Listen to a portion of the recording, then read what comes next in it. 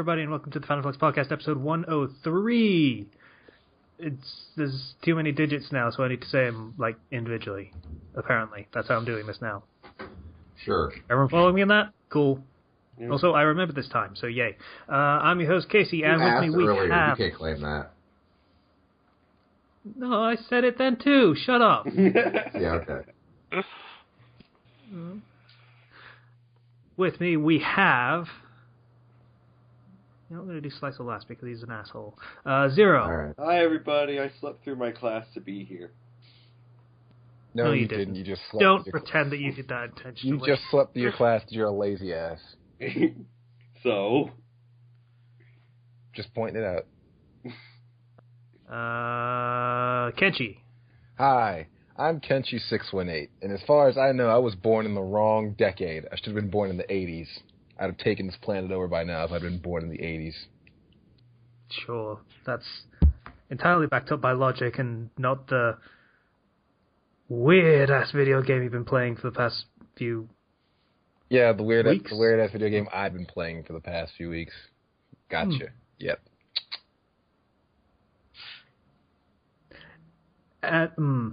Okay, so what are we going to call you? Serpent Guy? Serpent Guy is fine. Shouldn't think of anything else. Not at all a mouthful. Okay, we're going to call him Guy. So say hi to Guy, everybody. Hi, I'm Guy. Hey, guy. Hey, guy. You need to stop shortening people's names. No, I really don't, Kenny. And finally, Slicer. Hi. Okay, so we're going to start how we always start, which is with what we're doing. So what have we been doing? You know what? I'm going to go with Slicer last again. Kenchi, what have you been doing? Absolutely nothing. It's been glorious.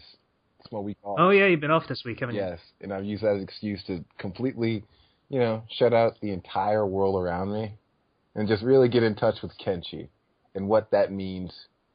And, it's just been great. What does Kenchi mean, then? Getting back to my roots. Kenchi is about greatness, about dominance and superiority. Right. Kenchi is about proving you're better than the next guy, and the guy 3 guys down. Because let me tell you, that guy's nothing compared to Kenchi, and it's about recognizing that. That's deep. It is. Yeah. Okay. Right. Guy, if you could move your mic a little further away from your face and speak up a bit. Yeah. Sorry, new headset. Just trying to get used to it. Yeah, it's just picking up your breathing a bit too well. Ah. So. Hold on, let me change what.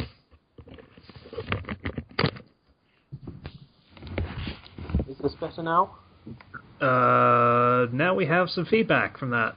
I probably should have brought this up before we started recording. Whoops. I can cut it out. It's fine. It's about 3 minutes or so.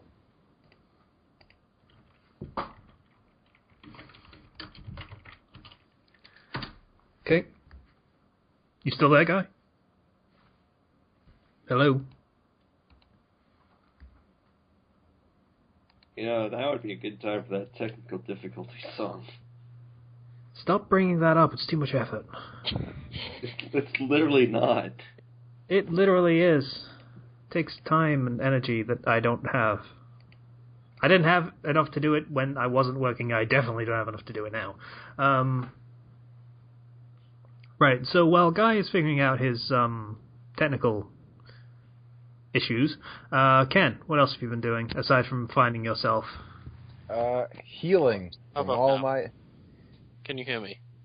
Yep. Yep. That's right. great. Okay, I've only got the one headset then. The other one doesn't work, apparently. Fair enough. Okay. So, Ken, what were you saying, sorry? Healing from all my various copious injuries. Because, doing nothing's actually good for that. It Yeah, is, yes. yeah, it is. Yeah, I'm surprised you actually learned that lesson at all, to be honest with you. I mean, it was just a side benefit of not doing anything all week. It wasn't my intention. Oh, right, yeah. It wasn't intentional. Yeah, and you're going to forget this lesson immediately, aren't you? Absolutely. Pressure creates diamonds, so the kind of pressure that goes with pain obviously does the same thing, right? Actually, technical expertise right now, pressure creates pressure sores is what pressure creates. So, that's not a good thing. Also, you call yourself Cole? Coal is a very valuable resource. So yes, I'd be proud to be considered coal. What is the first thing that you look for in Minecraft? Actually, the first thing you look for in Minecraft is like wood, so it would be the second thing. What is the second thing you look for in Minecraft? Stone. You don't look for stone. Stone's everywhere. You make cobblestone tools. Yeah, you do. What's the third thing you look for in Minecraft? Shit, you're right. That is coal. Trying to delay it as long as possible, but no. Coal is number 3. Yeah. So you are now coal. Coal and a would-be diamond. Yeah. You know what? I'm fine with being number 3 because you know what number 3 is? It's number 2 without the stigma of being the first loser, and it's close enough to number 1 without the pressure of being number 1. So yeah, I'll accept being number 3. The graceful loser? He's not wrong. Look at like Olympic medalists. Number 3 is like, yeah, fucking medal, motherfucker. And number 2 is just pissed. True. Every time. Anyway, anything else, Ken? Nah, enough about me. Let's talk about the rest of you losers. You're so All kind. right, let's go with me next so we can get the, Kenshi and Casey talk about Metal Gear Solid for 20 minutes out of the way. Shall we? Sure. Must we? So, I sent a dog into the sky with a balloon this week. And it was fantastic. It was. It sounded so terrified. I don't blame it. You monster. As Yahtzee pointed out in his review, that is not how the Fulton extraction system works. But it is the best interpretation of it ever to exist. Just wait till you start extracting bears and stuff. Oh, God. Yeah, okay. Yeah, so I've been playing a lot of that game. What are you people talking about? Okay, the Fulton extraction system. Basically, it's shaped kind of like a parachute that you attach to something that you want to get picked up. And a balloon will come out of it, and whatever it is will get lifted up by about a few feet off the ground. And then a few seconds later, it will just rocket into the sky, and whatever it's attached to will make the most terrified sound you have ever heard. Huh. Alright then. Yeah, so they show you how to use this thing, and you test it out on your own soldiers because, you're a nice boss like that. You could say you're a big boss like that. Yeah. So you test it out on your own soldiers, and they show you thoroughly how it works and where to use it and where not to use it. And then the very next time you go out on an excursion, the first thing you see is a dog. Okay. And I have to commend them on their genius, because what is the first thing you're going to do when you see a dog after doing all that testing with the Fulton extraction system? Put it to sleep and then walk use away? it. No, that is not what you do. You put it to sleep and then you use the Fulton system on it like you were taught. You don't even have to put it to sleep. It will just do it automatically. Oh, well, I'll put it to sleep. If you want. Yeah. It's genius, because that dog ends up being like a buddy. He's at some point. He's awesome. He's an awesome buddy. Yeah, it's like a giant wolf by the time you can use him. With one eye. Yeah, and I can see what they did there, because, a lot of players probably wouldn't have used the Fulton extraction system to get that dog if they hadn't been shown thoroughly exactly how the Fulton extraction system works and how hilarious it is. They wouldn't have done it. They would have shot that dog in the face. Is it an aggressive dog? No, it's just there and it's yapping at you. It's a little puppy. And I'm kind of curious what happens if you do shoot that dog in the face now. It dies? I've got to admit. Probably, and I imagine Miller gives you an earful, but, you know, I want to know whether you can actually just shoot it and just lose access to him. Because after you get him, he can't die. Like, that dog has been through some shit. I've made that dog do some stuff that I'm not proud of. Of course you have. Did it involve peanut butter? No, it didn't. Oh. Not that kind of shame. But I did, like, kind of get, like, enemy mortar strikes keyed in on it while I ran around the other side. So, I'm kind of a dick. What? I'm kind of a dick to that dog so I can infiltrate places. You let a dog get shot by mortars. He was fine. He doesn't die. He'll, like, lay down for, like, 30 seconds and then get back up. So he's Skyrim invincible then. I also taught the dog how to kill people. Like, he will run up to them and, like, jump on their face and pull a knife out of his, like, little suit thing that you have him wearing, and he'll cut them in the face and kill people. I don't think dogs need wolves. I don't think wolves need those to kill people. Well, what? he might help. Well, that's what he does, and he's really good at it. And the Fulton system is very fun. I use it to steal tanks all the time. I am so looking forward to being able to just pick up mortars and stuff with those, but I haven't got there yet. You need rank 9 in R&D and support. Yeah. I have rank 8. You gotta work that. Mm. But yeah, I'm close. Still in, like, armored vehicles and shit. And after you steal those, you can, like, deploy them out in the field and everything to use them yourself. It's pretty cool. Yeah, so I've been having a lot of fun with that game. And that's pretty much all I've been doing this week aside from work. I still haven't done that fucking montage. Mostly because I know it's going to take fucking ages.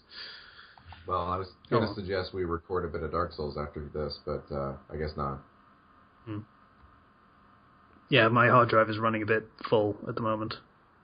Not really full, but full enough that I'm worried about recording 50 gigabyte video.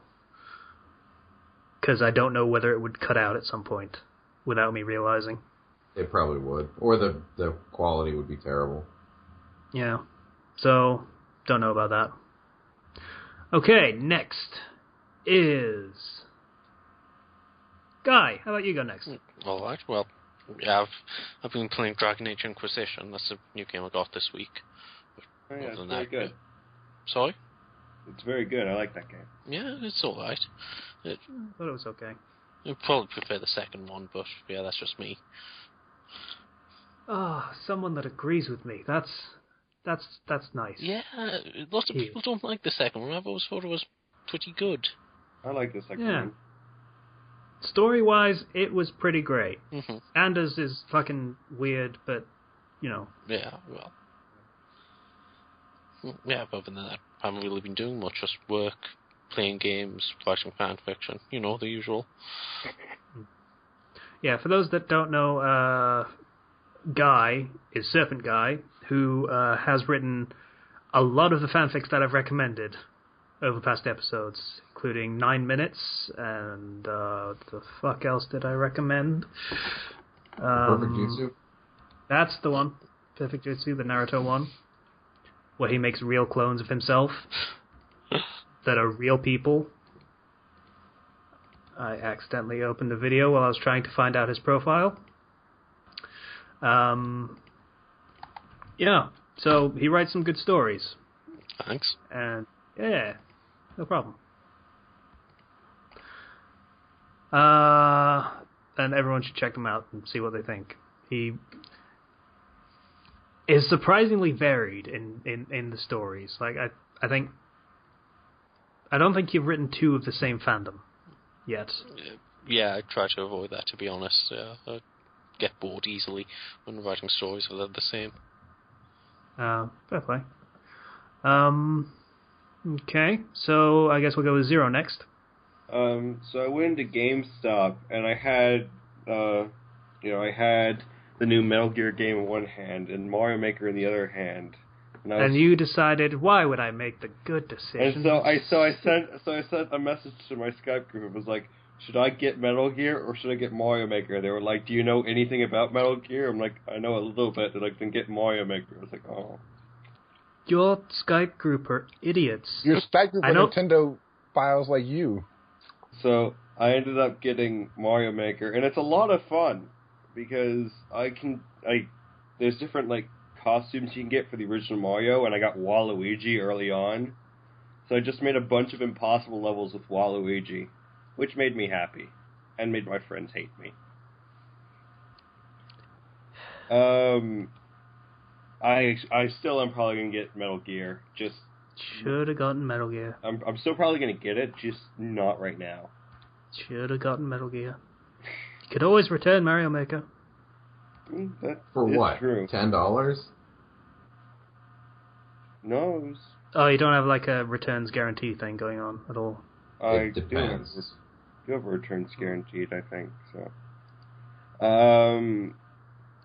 let's see. Other than that, the other night was weird because I got into a Skype call where we ended up looking Sonic OCs up on DeviantArt.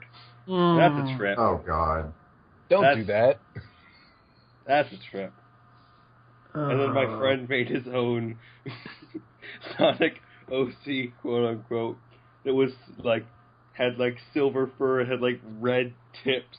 It was Biz the Fox, the Were-Fox Hog, Roman numeral 3, and then V after that instead of V before it. That was a lot of disgusting fun. We actually were feeling like physically ill from that, but it was all good in the end. Also, did you guys know they released a trailer for a live-action Jungle Book movie? I did not know that. Yeah, I I've don't seen that know. one. The weird bit is it actually looks pretty good to me. It does. By live action, do you mean like real animals? I mean like CG animals that are made to be way bigger than they should normally be. That's not live action then. But the guy is like, and the forest is live action. But so in reality, that film is going to consist of some schmuck just dancing around the forest and talking to himself. Well, the animals I think talk still. I don't know. The animals aren't really there, is my point. So it's just going to be him talking to himself for a long time. He's talking to. It's made by dummies. It's made by the group that made Pirates of the Caribbean and the director of Iron Man. So it actually looks pretty good. Yeah, for CG stuff like that, they usually use stand-in dummies in place of the stuff they're going to edit in later. Yeah. So he'd be talking like mannequins. So, which is, I don't know if that's more creepy or less creepy. It's actually pretty well done, and I'm cautiously optimistic about it. You're giving it a lot of credit. It does seem fairly good. I mean, it's probably not going to be any groundbreaking. Yeah, it's not going to be groundbreaking, but it's not going to be garbage. Probably. Yeah, just a nice fun thing to watch, I'm guessing. Yeah. Yeah, okay, I'll take you. I'm never going to watch it. It's not going to happen. I don't care enough about films in general, so I'm not going to see a live-action version of a film I loved as a kid. It's probably just going to make me mad more than anything. Understandable, too. Okay. Anything else, Zero? Let's see. Also this week, there was work. I worked the other day, and as I was leaving, I got the early shift, which I don't normally get. As I'm leaving, two things start happening. It starts raining, and my boss's boss pulls up, and I'm like, perfect timing, I'm so sorry. Because the other cook was stuck in there, what was raining outside, and my boss's boss was going to start inspecting and looking at everything. That's a fun story. I'm pretty sure Slice's house just exploded. Yeah, I think he died. that was thunder or lightning right outside. I feel like I had more to say, I'm surprised the but power is still out. So that's pretty much been my week, as far as I can remember at the current time. Okay. This is actually a decent segue. Slicer, how are you doing? Are you not dying? Really Slicer shocked I still have power, to be honest. Slicer lives in Iowa where the storms are douches. They really are. I mean, yeah. Only two real things have happened this week. One, when I first started getting my hours, we negotiated and got the hours that would work for me really, really well, and they fit in smoothly with my schedule. And now on my second week of working, they decided that no, those aren't going to work. We need to change these up a bit. So I have almost no free time anymore, apparently. Yeah, that's how that works sucks. usually. Yeah. I can corroborate that. That's absolutely how it works. What is negotiated is never what actually happens. So that's going to be fun to deal with over the next little while. But good news is, though, I get like $160 next week, so that'll be cool. Like having actual money again. Slicer gets money. That's a new thing for him. It's weird. I don't know how to deal with it. But you don't have to deal with it. I could give you some pointers. You could buy a bunch of games off my Steam wish list and send them to me. That'd be cool. It's a great way to spend money. Gets it off your hands, so you don't have to worry. You don't have to worry about it that way. You know, it just solves the problem for you. Right. Well, speaking of spending money, though, my second thing is I made a PVC bow. 2 of them, actually. Yeah. So everyone knows what PVC pipe is, right? Yeah, I do. Okay, good. Sure, I do. I'm aware of the mechanic-y stuff and things. Right. It's white plastic tubing, kind of hard, heavy-duty plastic. Okay. Well, yeah. I made a bow out of that, 2 of them, and one of them is stronger than my compound bow. Yeah. So I made them to play with in the LARP group stuff, and so that's not going to work. Even with foam arrows, I would be bruising people. Thankfully, that sounds like a great way to play, to be honest. That just sounds fun to me. Yeah, I would, but I'd get found out pretty quickly and probably punished or something for it. They do have a maximum poundage for the bows you can use, which is not very high. Yeah, thankfully the smaller one made Could you possibly incorporate the thunder into your bows somehow? It seems easier. I guess I could draw a lightning bolt on it or something. I don't know. Anyway, there's a talent craftsmanship contest thing this Sunday, so that's one of my entries is my bows. So hopefully I'll be able to tell if I won next week. Woo. Yay. And I believe and then you'll probably be going to work. Immediately afterwards, you'll have to leave so you can go to work, because that's how it's going to work from now on. Nah, I don't work on weekends, thankfully. The campus isn't even open on weekends. Which is stupid, but whatever. Okay. Oh, you said you have no free time. Does that mean you can't record Dark Souls on Tuesdays anymore? I hopefully should be able to, but I'll only be able to get like an hour and a half, which is usually what we run, so it's fine. Okay. That works. Right, I think that's everybody. Okay, we have a thing to do. So, long-time listeners might recall me once a long time ago mentioning a certain story with Naruto as a protagonist, and he wore a Metallica t-shirt. Oh. And I quite rightly ripped it to pieces just for that, because, well, at the time I was complaining that it didn't fit the setting. In absolute fairness to the story, it's not in the Naruto setting. It's in like a modern day style setting. Honestly, that's still kind of lame, because... it doesn't save it at all, but it wasn't the thing I was supposed to be picking up.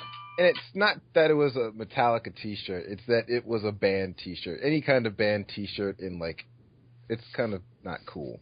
Don't do that. Yeah. So, I found that story. Of course you did. Yeah, it took me a while, but I found it. And it is called, and I ask everyone not to look this up and read it first because that's cheating. It is called The Maelstrom of Sister New Devil. Guess what it's a crossover with? Zero's the only one that's going to know what it's... It's a crossover with Testament of Sister New Devil. Oh! Yep. Why? Yep. So, I'm gonna read this for you guys, and you are going to shout out when you cannot stand it anymore. I already can. Okay. Alright. Okay. So, here we go. What the fuck was the name of this thing? Maelstrom of Sister New Devil. It's still a terrible translation for that title, but whatever. I'll work with it. Alright. Blood. All I could see is blood. All I could feel is blood. All I could taste is blood. It's the nightmare from that time again. My body was frozen in terror. I held my dear friend in my arms while my little sisters are holding onto mine in hopes that the bodily contact can overcome the fear we all felt. I tried reaching out for one of my strongest friends who was bifurcated just moments before by a man with dark red eyes and was possessed by a cursed sword. There was no help.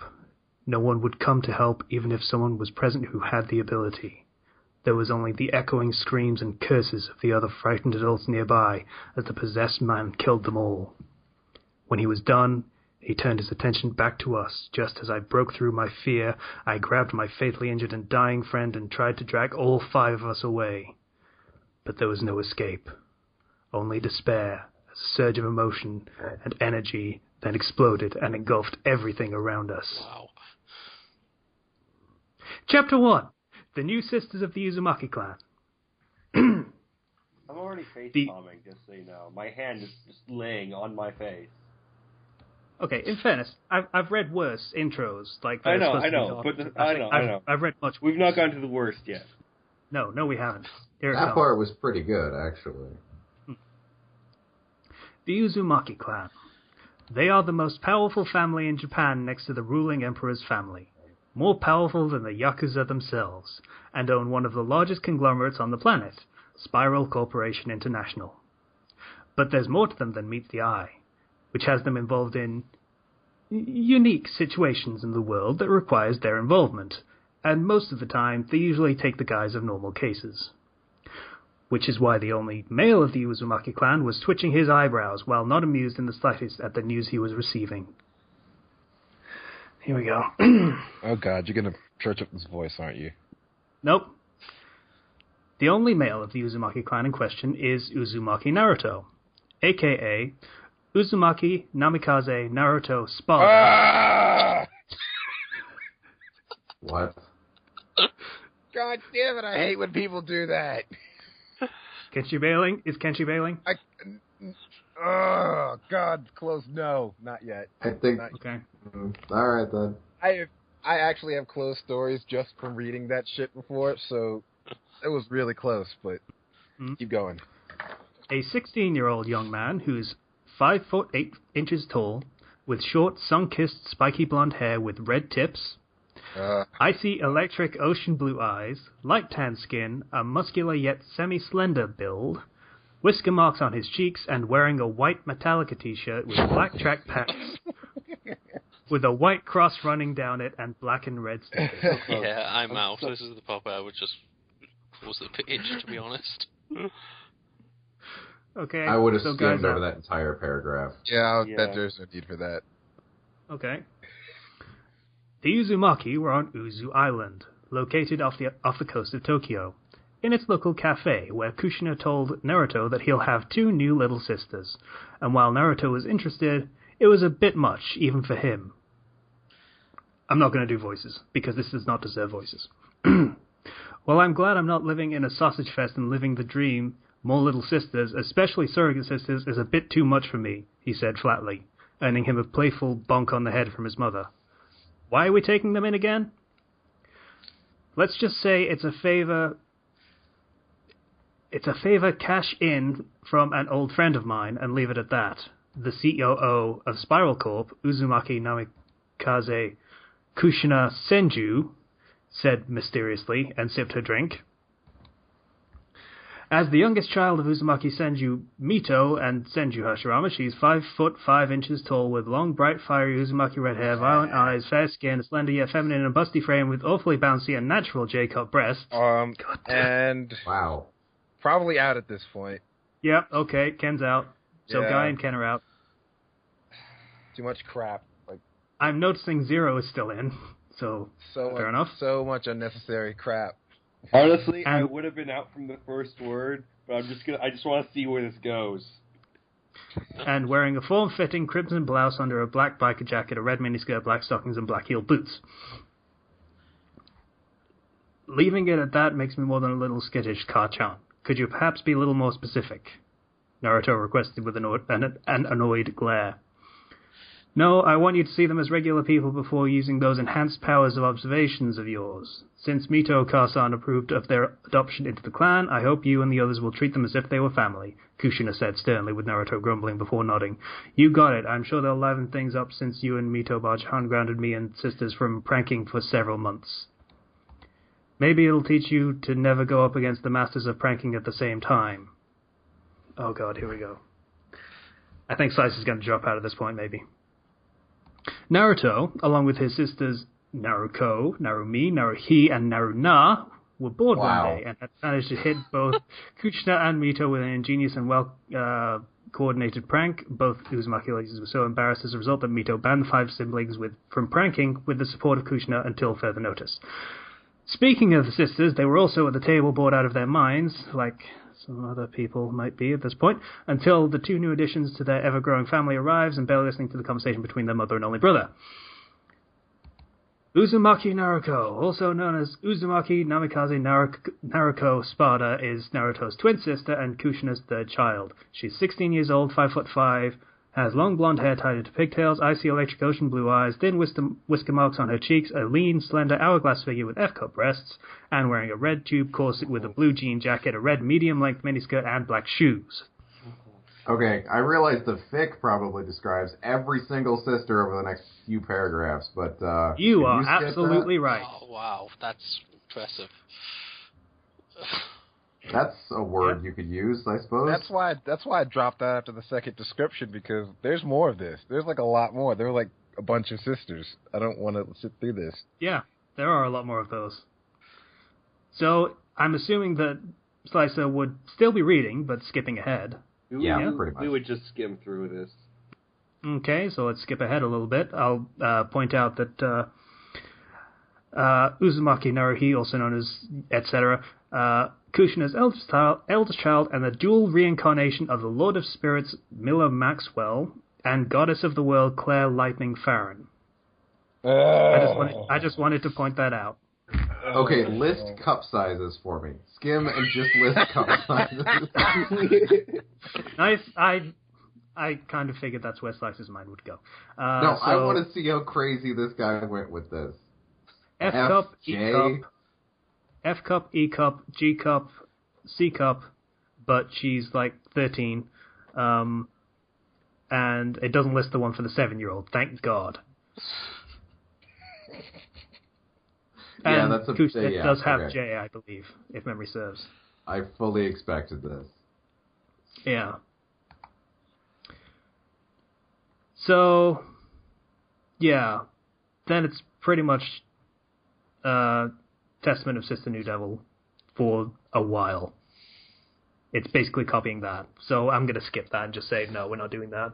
So Slice is still in. I'm impressed / disturbed by your tenaciousness. I don't know what's so bad about this. Yeah, it's terrible, but it's not... Yeah, unfortunately, there were pretty much 1,000 other fics exactly like it. Yeah. Like the minute they would have described Naruto is when I probably would have just closed it. I would have been out after Yeah. the name. Like, that's it. Spot a bit, See, yeah. Guy was right in this. I've seen a billion of these, and sometimes later they actually wind up being good as the author improves. So I'm willing to Yeah, put up but with a lot of crap and skim through Yeah, stuff. but you got. I'm not. You got to deal with the 50 There's a chapters limit. of crap before you get to before it actually Yeah. starts picking up. I should know. I wrote one like that. So Mm. You're underestimating how much free time I used to have. Yeah, but now you don't anymore, so you gotta Yeah. you have to learn. you got to find. You've got to the learn place. You got to some, find it. yeah. quick. Nope, I'm just stubborn about it. I will waste days, weeks even, on crap. Okay, you do that. I remember when I had free time to read crap like this. Yeah, that was great. No, it wasn't, but, you know. Well, That story makes me that story makes me feel sad inside. Yeah. Are you going to continue, or are we just going to name me the winner, or whatever we do with this? Yeah, Slice it. I don't think we can call it winning. Yeah, it's not. It's a hollow Yeah. victory, like I said last time. Like, Yeah. So, that's a thing that I'm going to link. For better or worse. loving good for bad. God damn it. It wasn't that bad, at least. Let's give it some credit. It was not that bad. It also wasn't that funny either, Yeah. so... At least with the truly awful things, most of the time there's stuff in it that makes us laugh about how awful it is. But none of that here. This is Made me just a feel straight sad. up. Yeah. Also, I'd like to point out for people that actually do write Japanese stories, they don't do the double barrel surname thing. That's not a thing that they do. And they definitely don't give a double barrel surname and then have another surname on the end of it. Electric Ocean Blue Eyes. Yeah, those are two different colors. Yeah. I don't get it.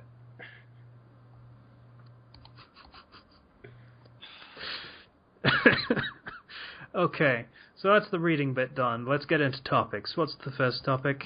First topic is the villain origin story. Apparently we haven't done this, but I thought we had, so... How to set up an origin story for a villain. Don't do Killed Darth my Vader. dog. I hate you.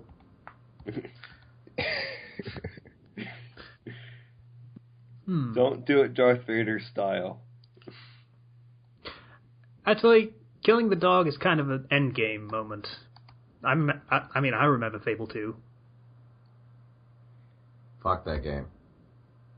Yeah. I like that game. Yeah. Okay, every part that wasn't a story cutscene was great. I'm just gonna stand here and watch everything happen. Great. Not like I have all these magical powers and complete mastery over time. Yeah. Let's not... Ludonarrative dissonance is an entirely different topic that we should cover at some point in the future. In fact, I'm going to add it to the spare topics right now. But, Sure. you know, that's not what we're doing right now. That is a really good term, by the way. Credit to the guy that invented it, who I forget the name of. Like, for villain origin stories, it's kind of hard because you kind of want your reader...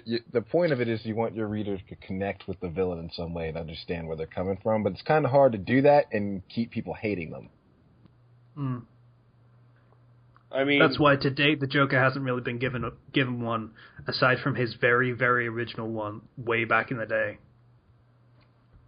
Yeah, and I love the fact that he lies about all of them every time he comes up. It's a different one each time. He's lying on purpose.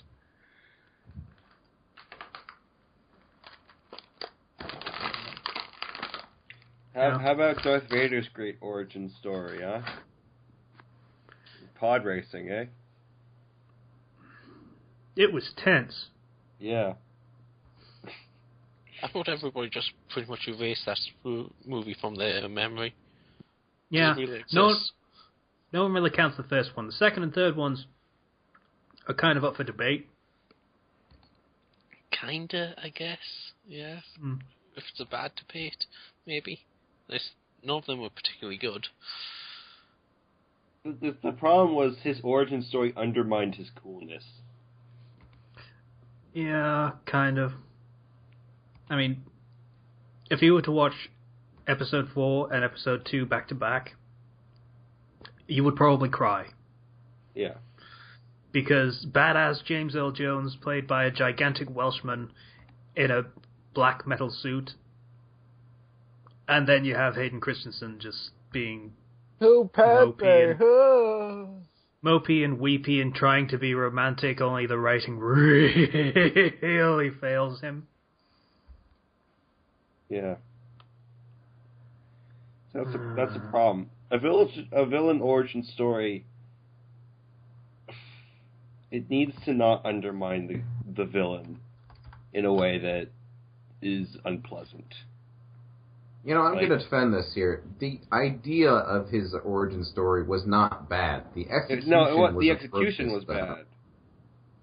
It was kind of poorly written, but the idea of him being a random Jedi who was, a kid who was a slave and picked up to become a Jedi, and then falling in love and having his love killed, and then becoming end up killing his love by going to the dark side because he's jealous of everything. That's fine. I think the idea was that he was getting corrupted by Palpatine. Corrupted.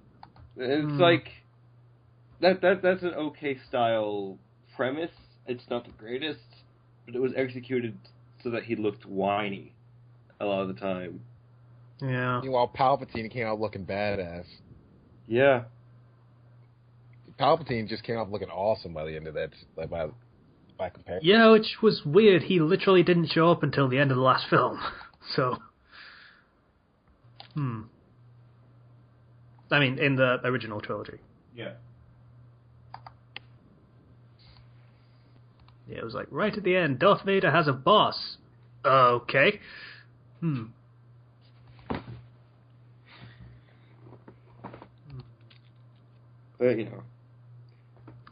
But, what would be, in your guys' opinion, a good villain origin story?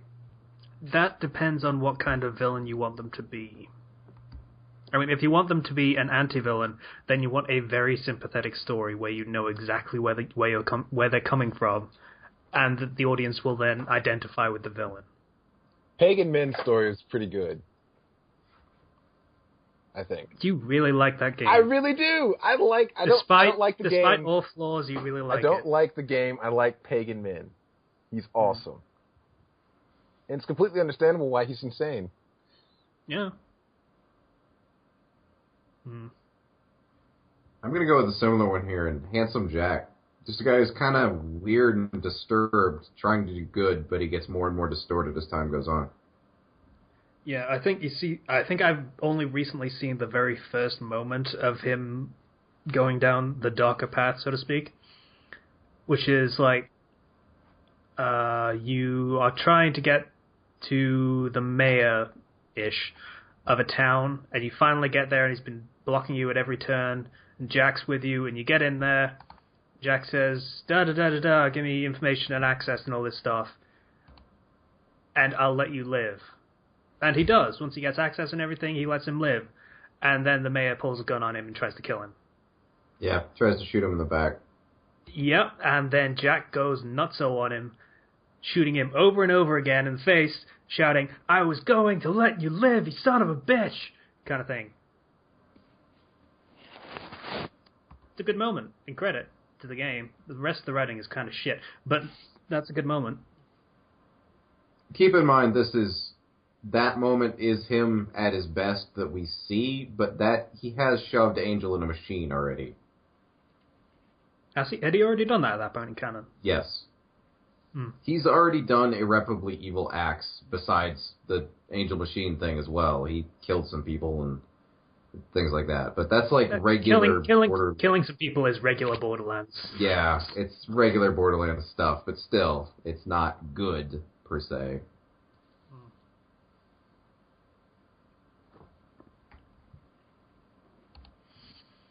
Yeah. Okay. So, how would you do a complete monster villain origin story? Just have them get twisted, I guess. Start with something like just not necessarily innocent, but just slightly off. If Like- it's a... Yep. Go ahead. You can go. Go ahead. If it's a complete monster, you don't really want a villain origin story at all. Let the reader make up his own mind. That's a good argument. Sometimes you can go too far with the villain origin story. It might be best to leave it vague in some cases. What's that noise? Nothing. Zero, what were you doing? Nothing. Sure. Okay, then. Okay. If you could stop doing that nothing that's causing a massively loud scratching noise to come up on the microphone, that'd be great. I have. Thanks. Thank you. So, yeah. Not doing an origin at all. I can see the logic, because it very neatly sidesteps the idea of the audience identifying with the villain. And that can be a problem sometimes in complete monster scenarios. Like, there are people to this day who will defend Light Yagami's actions through the entirety of Death Note, even when he is very definitely a supervillain. Well, He was villain. pretty much a supervillain from the beginning, though, really. It was At the very beginning, it was kind of road to hell, good intentions kind of scenario. And then it stopped being that yeah. very quickly.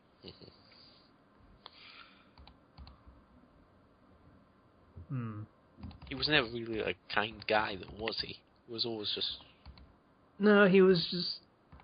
Well, more or less, he was your average teenage misanthrope who thinks he knows better than everyone else.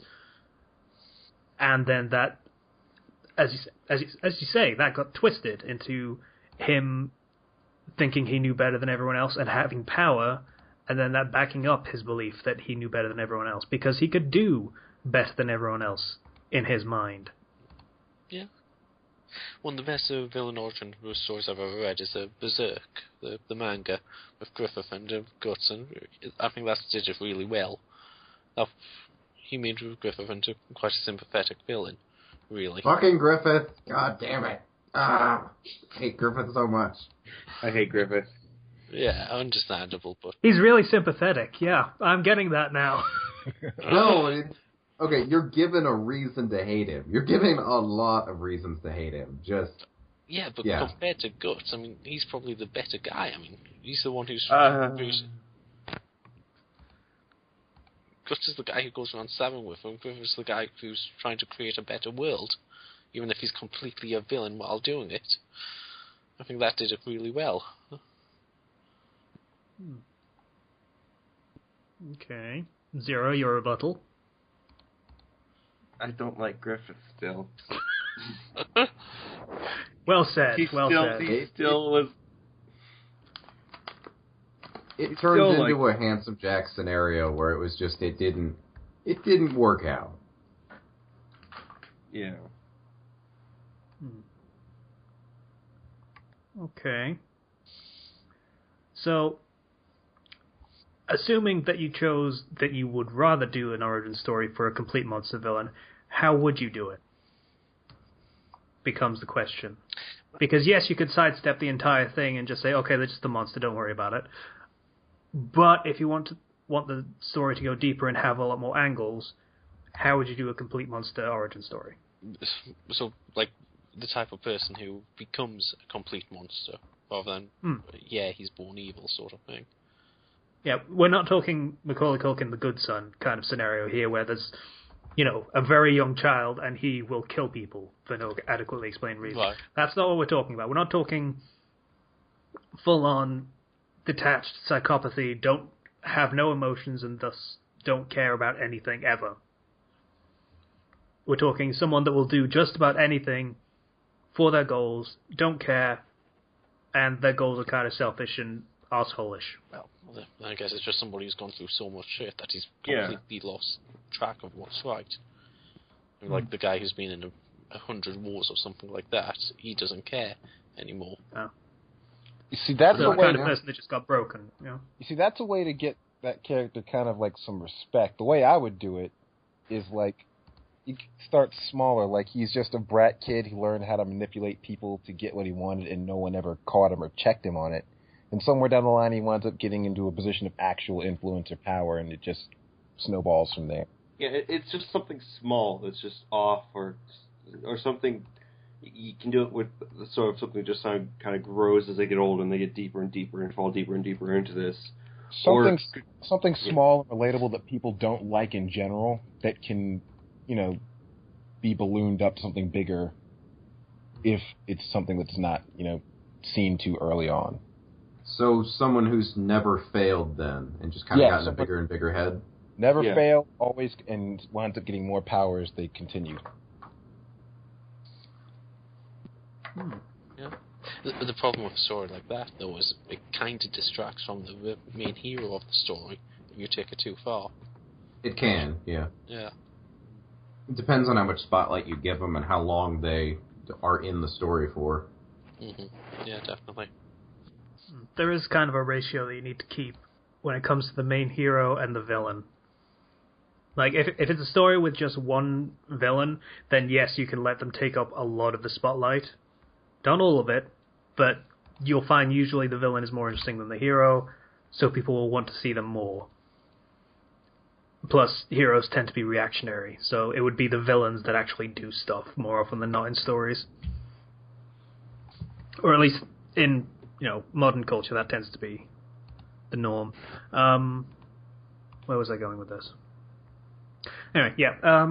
But if you have lots of villains in the story, so you have one hero, say, in it, it's a shitty world, a crapsack world, as TV tropes would put it, and he's just trying to find his place in the world, in this world of horrible people.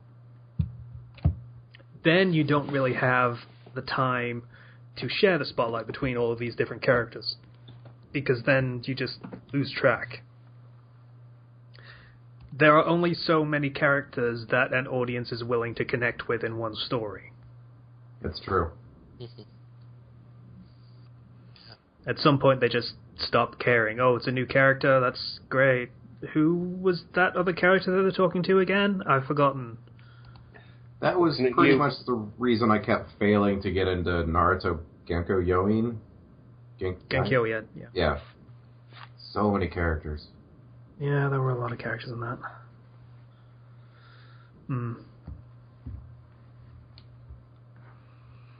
Yeah, so, anything else to say for villain origin story? It can... Okay, that complete monster one we did works on the heroes, too. Like, side character heroes. Like, nobody questions what Kenpachi's backstory was. Nobody cared. He was Kenpachi, that was it. Well, they did. Actually, they did give Kenpachi's backstory. They shouldn't have. They should have just left it as it was. Well, if it makes you feel better, his backstory is he's a kid who killed a lot of people until he ran up against one person he couldn't kill, and then he kept killing people. Also, there was a little girl, but that's kind of tangential. Yeah. Okay. So, anything else, or are we moving on? If you're going to make a villain, their story shouldn't be, life is just nothing but pain, and I'm going to make the whole world suffer. You had to bring that up again. Well, you reminded me of Bleach. Yeah. I did? Yes. Well, Slicer did. Alright, yeah. Yeah. Okay, yeah. So many characters. Bleach was brought up, so you needed... okay. Yeah, if you're going to make a villain origin story... Don't make him whiny. Yeah. If you want... In fairness, I'd like to bring it up as a counterpoint to the complete monster thing of not giving them a backstory. Yuha Bach. They might have very well given him one. I think we all stopped reading. In the meantime, maybe, but I think the time where he needed one passed a long time ago. And I never cared about him because I didn't know who he was and what his goals were. aside from kill Soul Society. I never cared about him at all. I was more concerned with the rest of his underlings. They were way cooler. A lot of them. Yeah, they kind of were. Well, some of them. Some of them really, really weren't. I'm still creeped out by Mouth Girl. But her attitude is awesome. What are you talking about? Mouse Girl is the wife.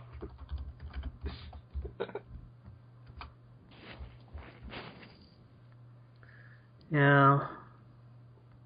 Also, Burnerfinger was still awesome. I think he's dead now, Yeah, I think unfortunately. he's dead too. He did come back to life at one point, but he's dead now, I think. I think someone in the comments told us that. Anyway. So next topic? Sure. Yeah. Okay. Okay, no rebuttals, we'll move on to the next topic. The next topic is the good guy faction. Wait, I think we might have done this one before. Did we do this one before? I'm going to check whether we did this one before. I don't think so. Nothing seems fresh on my mind about it. No, it doesn't look like it. Okay, cool. So the good guy faction is the faction where they have to have a generic good guy in the story. Fuck you, Fallout 3. Yeah. Just throwing that out there right out the front. Oh, All by right, the then. way, Burnerfinger has a move called Burning Full Fingers. I just looked it up. Alright. He still doesn't have hot fisting? No, he has Burning Stomp and Burning Full Fingers. God damn it. Missed opportunity. Yeah, I know, right?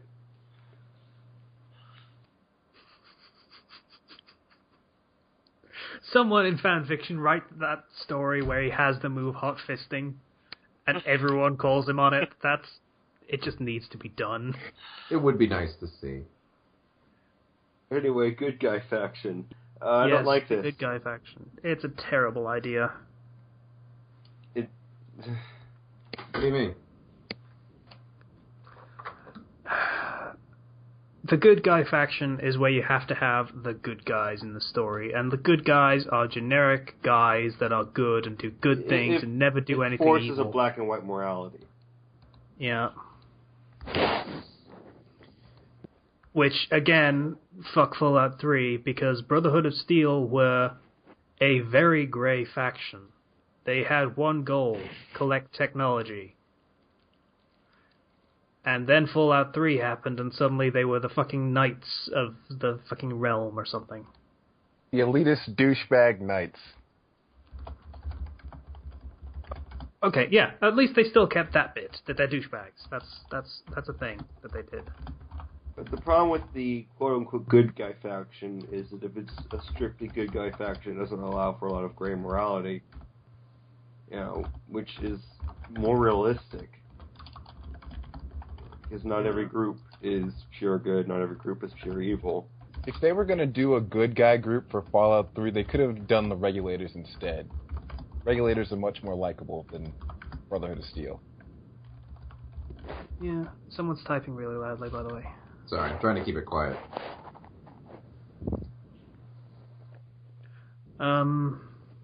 Yeah. So that's about as bad as just doing a generic evil faction, in fairness. Yeah. There's another generic good guy group that I don't like at all, the Golden Path. They're not a generic good guy group, because they're not good guys. They're extremists. Damn it. They're either fundamentalists or equally as bad as Pig and Min, depending on which side you choose. So,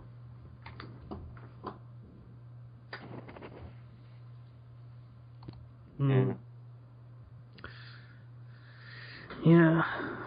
So, yeah, it's good to have your factions have an actual goal in the story, that they have their own aims and objectives that they're trying to achieve beyond let's just do good stuff for good people and such. I mean, that's valid, but you need to add some nuance to that. to kind of... I just thought of something. Like, for example, sorry to interrupt you, Zero, but like, for example, Brotherhood of Steel, you could have them be super against ghouls. Because logically speaking, ghouls could, go feral, and that's a bad thing, obviously. If you try and incorporate them into communities, then they go feral, and they kill a bunch of people. It's a problem. So it would make sense for them to be against ghouls and super mutants, and then they have nuance, because they have things that are not so black and white. They are actually against ghouls, but the only people that ever talk about it are the ones in Underworld. Yeah, it's Underworld. The ghouls in Underworld. I didn't know that. I'm learning a lot more about Fallout 3, and it's actually stuff that is okay. Someone pointed out to me that on the Tenpenny Quest, someone will say that's a danger for ghouls, that they just go insane at some point, but they pointed out that it was Tenpenny. It wasn't... The guy that wants you to blow up a city. I don't think it was kind of Tenpenny. lost credibility already. I don't think it was Tenpenny who said that. It might have been like the head security guy. I'm not sure. I don't remember. Might have been Herbert, whatever, the adventurer guy. No, it wasn't him. He's just in favor of ghouls entirely. Oh. He's cool with ghouls. Yeah. Yeah, no, I think it's Willow outside of Underworld actually comments that the super mutants are on one side and the Brotherhood of Steel is on the other, and both shoot at them. Fair play. Again, didn't know that. So they did give them a bit more nuance than I thought. One thing I like is in Seraph of the End, you have it's basically humans versus vampires, and the vampires are at first, they're super evil, and the humans are good. And then you realize that the one of the leaders of the humans is like, my goal is to basically enslave all the vampires and make them into cattle, basically livestock, because we've been the livestock, and then I'm going to go and conquer the world, and he's basically Hitler. And you're just like, wow, so there is no good side. There's good people on the good side. I would debate that every faction has an extremist like that takes the belief too far. Yeah. Mass Effect very similarly has Daro Zen from the Quarians. Whereas most of the Quarians are like, yeah, we're good guys and good people, and we just get downtrodden by the masses and such. And then Daro Zen is like, I want to enslave everyone. I want to have a giant Geth army that we can use to take over the galaxy. Yeah, but you find out the humans are doing human experimentation and all sorts of shady, evil stuff. So that really there's like... Oh, don't worry, that was just a rogue cell. Yeah, no, a rogue cell. Yeah. So it's kind of like there isn't a good guy faction, it's just like the side the good guy's on. Which is, it's how I feel like that should be done, is that it's not necessarily a perfectly good guy faction. Because a faction with varied parts that work together and interact with one another is a lot more interesting than, yeah, we're all good. Hey, you want to be good? Yeah. You want to be good? Yeah, let's go beat the bad guys. Yeah. And that's why that was the bad guy faction in Cerberus. Here's so the thing. Thanks. That's why I like Donzo so much. Yeah. Yeah. Brought some gray to that fucking good guy party in Konoha. Yeah. He was a fucking moron, but he was, a gray element. And one that was appreciated. Like I say, bringing some nuance into the thing, except, everyone else was vehemently against Donzo and everything he stood for, and he needed to die, so he died, and then everything's happy and rosy again. Okay, so to summarize this topic, basically, have shades of gray in your faction. Don't make it just pure good or pure evil. Make it interesting. Make it. And that doesn't mean just have one asshole and everyone else is fine. That's not varying it up. Yeah, have several. Have a lot. Have everybody have, mixed motivations. Yeah, the thing is about factions, they're made up of a bunch of people, so you could have various leaders in the factions doing, generally speaking, the same thing for the same common goal, but they all have their own specific goals that they're trying to achieve themselves. Yeah. And that's how you can put a bit more... You can build a bit more interest and intrigue in the story of that faction alone, let alone in the story overall. It just gets too hard to write then. The reader loses interest or whatever. If there's too many characters, each with their own thing, eventually they say they don't want to keep on. People like things that are nice and simple, I guess, is the argument by the creators.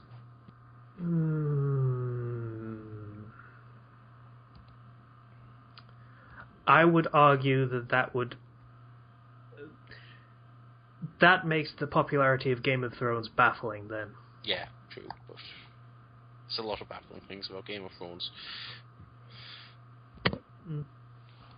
Well, I don't know. That's not baffling to me. I don't like Game of Thrones for pretty much that reason. Oh, well, fair play. Yeah. To each their own. Like I say, some people enjoy stories that have a lot of very complex motivations between a lot of different characters and vying for power or, achieving their goals and such things. Some people just want very basic good versus evil stories, and that's fine too. It's just, it makes for a very simple and basic story, so it can very quickly wear thin. Like, you read enough of them, you just don't care about reading them anymore. And then maybe you start to want something that's got a bit more depth to it. Yeah. And it doesn't even have to be like every single character you go in depth on. Just show that, there's possibly questionable stuff happening on the good guy's side, and there's not completely evil things happening on the evil side. Just enough to it's enough to just add at least a little bit of nuance to that, just to make it more varied and interesting.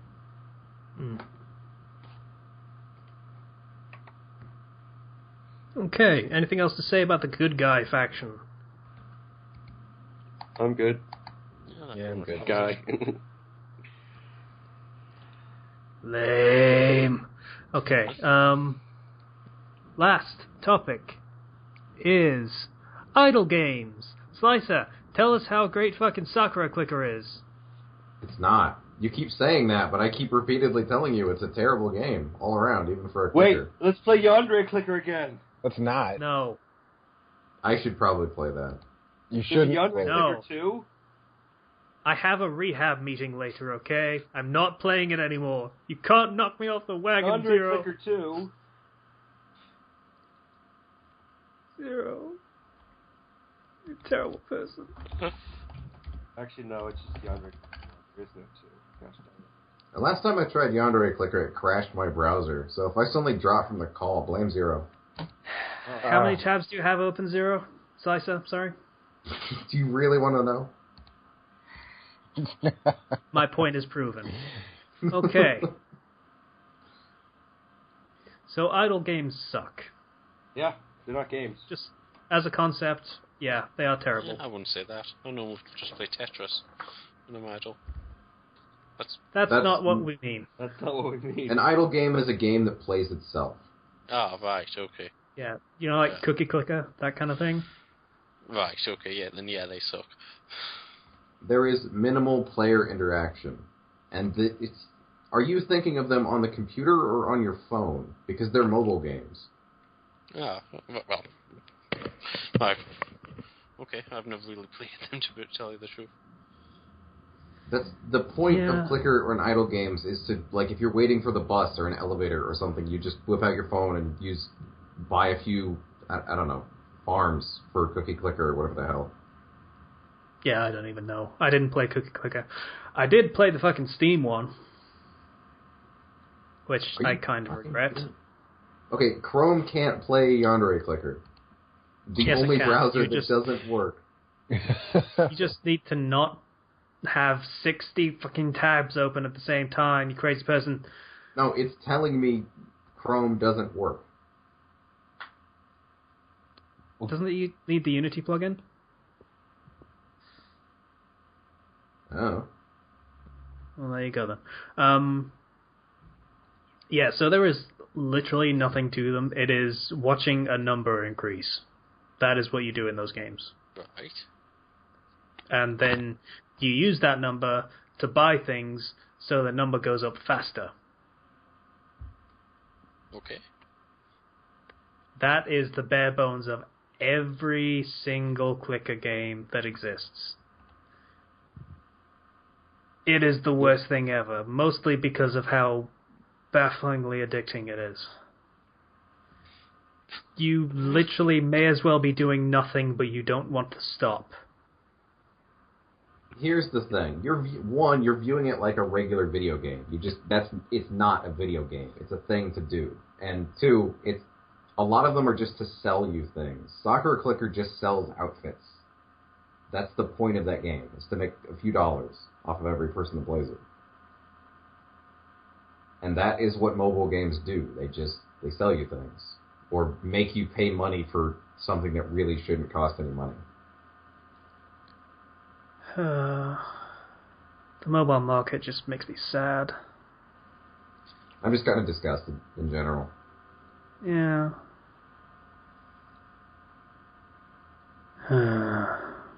This all used to be an art form, man. It still is, for the companies that care about it. I mean, there's some that have decided to make slot machines and pachinko machines instead. Hashtag hit the lever. But, there's still some good companies out there that are doing good things and such. Last of Us was great, right? Fucking Until Dawn was great. It was, actually. I really want to play that game. Yeah, I kind of do too, but it means a PS4 and I don't fucking afford it. Oh shit, Neo, get out of there. Smith is trying to turn you into one another Smith. Get out of there. Kenzie's watching Matrix Reloaded. Oh, yeah. And it's the best scene as well, so. Alright, instead of playing Al games, watch the end fight of Matrix Reloaded. Not the end fight, no, the one with all the Smith. Not the end fight, the one with the Smith. Like Sorry. Yeah. That's where it is now. That's the one with the staff, where he puts in the guy kicking. Yeah, where he just picks a pole off the ground. Yeah. That's happening right now. That one. That fight. Go watch that fight. Yeah, I'm gonna link that the Matrix Reloaded Smith fight. Yeah. You should watch that fight, and then you should definitely not watch the end fight of Matrix Revelations, where they completely do that concept wrong. Yeah. You remember when they had all those Smiths just lining the streets, and it was pouring with rain and everything? They had all those Smiths, and it was just one Smith against Neo. Yeah. Yeah. What a wasted opportunity. That's what we call a wasted opportunity. Slicer is about to die. Maybe. Again, really surprised the power is still in. Anyways, I think we could just close this topic with don't play idle games. No, don't. Don't ever do that. Okay. Ever. Even when you're waiting for the bus or something, like Slicer said, because that's... Look at the fucking scenery or something. That's better than playing fucking idle games. Or you can Jesus, just you sound like an old man. You can just stand back and Technology contemplate bad, fire, Fuck you, Slicer. No, literally, anything else is more fulfilling than an idle game.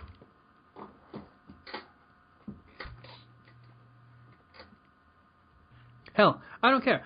Buy a decent mobile game. They exist. They're out there. Not really. Yes, really. Yeah, they exist. Hell, a puzzle game. There are hundreds of puzzle games on fucking phones. Hey, at if this you want, point. you can always pay $10 for a Square Enix game. Don't remind me. When I was talking about companies that are still doing actual decent artwork games, I was not talking about Square Enix. Yeah. Anyways. Tell a lie, Square Enix are making Deus Ex. I gotta leave soon, so we should wrap this up. Oh shit, more Smiths are coming. They're coming from everywhere. Right, so wrap up the topic, play whatever you want. Ignore these morons. Don't listen to Slicer. He has terrible opinions and he should feel ashamed of himself. Right. Don't play clicker games. What's this yonder clicker? We're only in for a little bit. Senpai loves you. Because that's actually funny and it has something to offer for 5 minutes and then it doesn't anymore. You just gotta make Senpai love you. Recommendations. Okay, I have a recommendation. Okay. It's a light novel, because I always recommend that. It's called Not a good thing. It's called Sakai Game, and it's basically a person gets put into a single player game, but it's super glitchy and poorly made. So he abuses the glitches and whatnot, and his knowledge of the game to kind of help himself forward. There's one point where he grabs an item that has HP restoration. He just hits it over and over again to get skill mastery. because that's what you do in games. You just grind masteries, and then like you can also like movement heals or whatnot you can use, but if you go into the confession booth because it takes no stamina, so he just rams his face against the wall using movement heals to just grind it up, and it's great. It's a poorly made game. Which is a lot better than like, oh, this is a great game that was made perfectly. It's, no, he's trapped in a bad game. Yeah. So it's kind of like The Gamer, except there is less chance for people to just mimic it with fan fictions over and over and over again and make me really pissed off. It's a single-player game where he's just like, okay, this sword is classified as a great sword, even though it's technically a katana, so it has an invisible length on it, so it actually reaches farther than it should, and like fun stuff like that. Okay.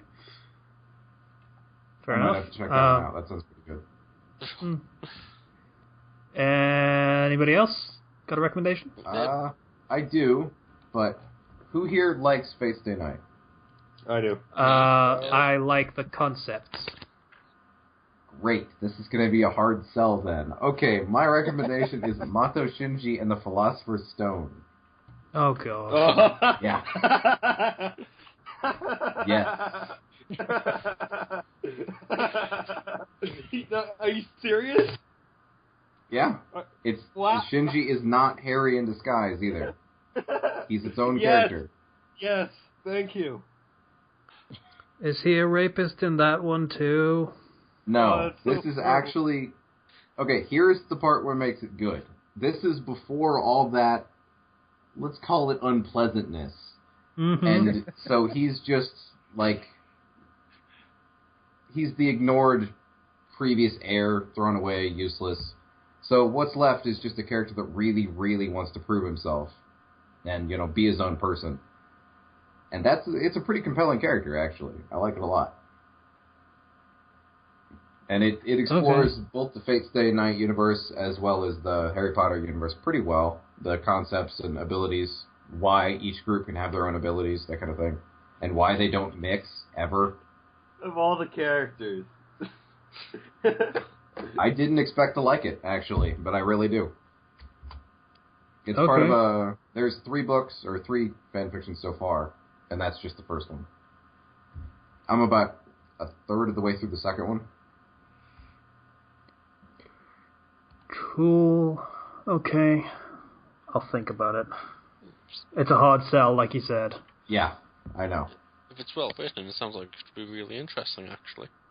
But it depends on how they write it.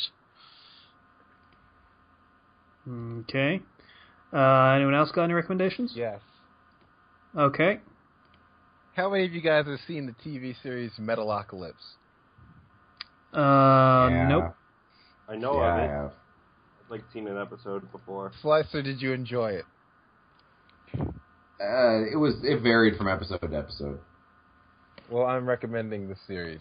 It's pretty much like, it's about a band, death metal band called Death Clock, and they are the biggest band in the world and apparently the 7th biggest economy in the world. So, it's like it's dark comedy and satire, and the music is good. It's actually like the music they put in that is like actually created by the people who made the show, and it's really good. So It's pretty good, yeah. I would recommend it just off of that. And it's an Adult Swim show, so it's like from how do I sell this? Everyone in the band is dumb as hell. And apparently the band itself is like part of some gigantic prophecy. There's a story to it, but you don't really realize there's a story for like 4 seasons. But the episodes are short. They're like maybe 10 minutes each. So it's not like you can watch a few and form an opinion on it and everything. It filled a 15-minute time slot, so yeah, they're about 10, 11 minutes long. Let's see. And to help you, this is one of the songs. You see, they do various things. And in this particular episode, they were asked to write a jingle for a coffee franchise. Oh. I apparently think it's that universe's version of Starbucks. And they're going to make coffee metal. Okay, You folks I'm not going to look at that. coffee?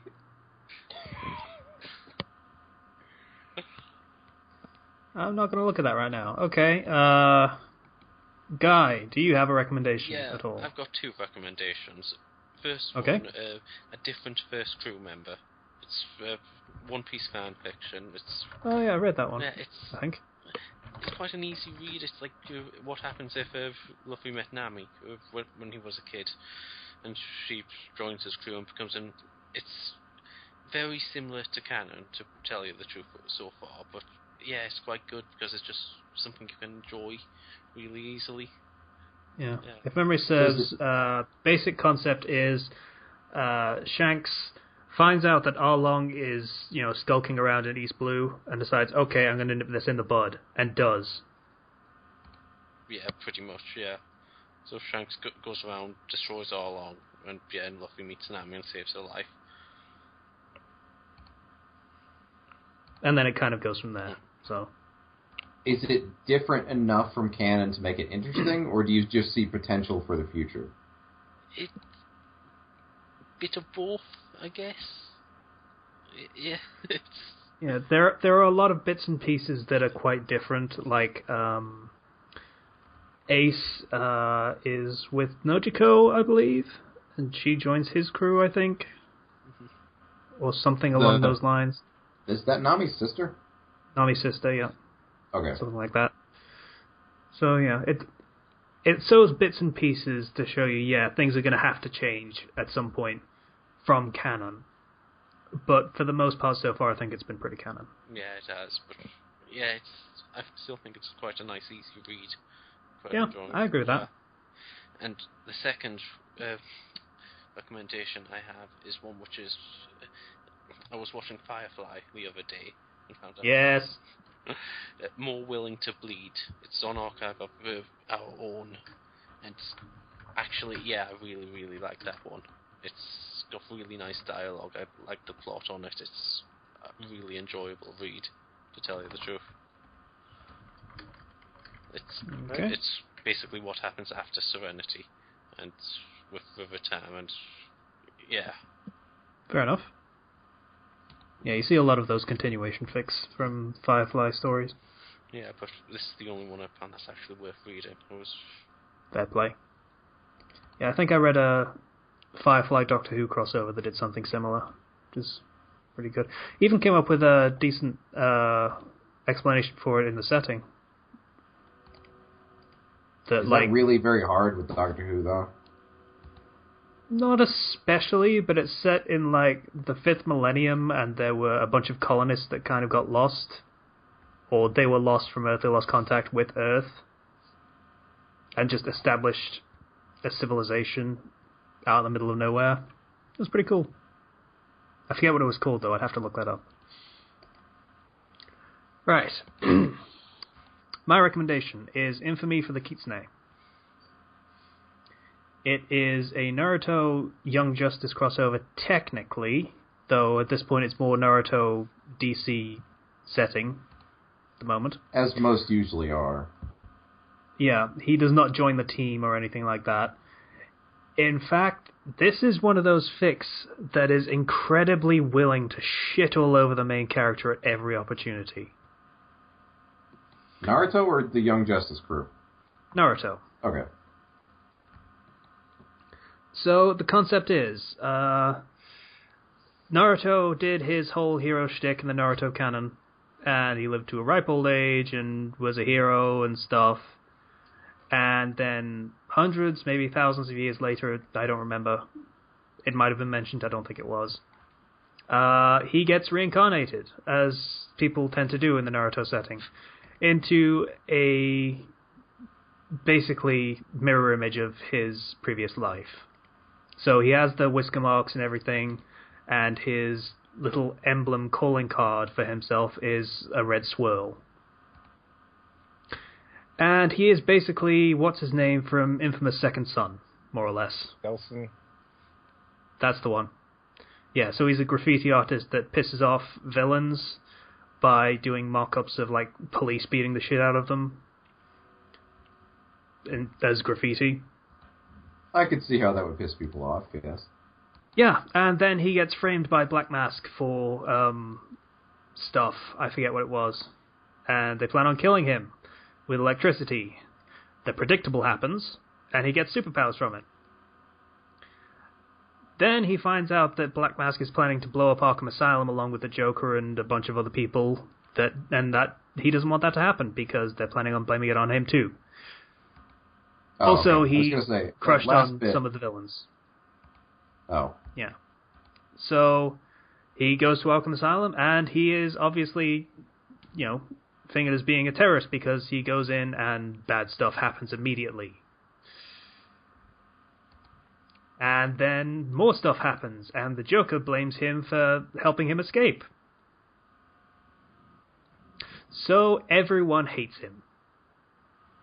Because it's an infamous story. That does not stop happening. Like, at every single chapter, his situation just keeps getting worse. I would like to point out how very, very, very, very rare that is in fanfiction stories. Yeah, that's a good point. The guy being a bit of an exception. He does that a lot because he hates his characters. Don't hate them. Recommend this again when you reach a point where it gets starts getting better. Because if it doesn't exist in the fic and I just keep reading bad stuff, then there's no point. Like, if it isn't written yet or it isn't there and it gets abandoned before it gets to it, then, yeah, no. Yeah, that's basically what my recommendation was when I was reviewing it. I said that it needs to eventually have the turning point where things start getting better for him. Yeah. So, it's a pretty good story. I definitely recommend it. It's cool to see a character having a hard time rather than just winning everything as you tend to see in fanfictions. Yeah. So, yeah, that's my recommendation. Kitsune. Writing it in linked up. Alright, and I guess that means we're pretty much done. I don't think we have... No, Patreon's already gone through. So, yeah, I think we're done. So, I would like to thank everybody for listening to the Fandom Flux Podcast, episode 103. Oh, shit, I was doing it at the... episode 103. I apologize. If you would like to donate to us on Patreon, if you feel so inclined, we would very much appreciate it. There will be a link in the description.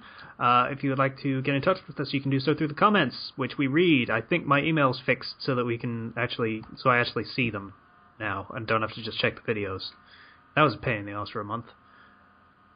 Yeah, so I actually get emails about every comment so I can read them and, So we'll actually receive questions properly. That's good. Yay. Once again, I would like to thank everybody for listening to the Fandom Flux Podcast, episode 103. Bye now. Bye.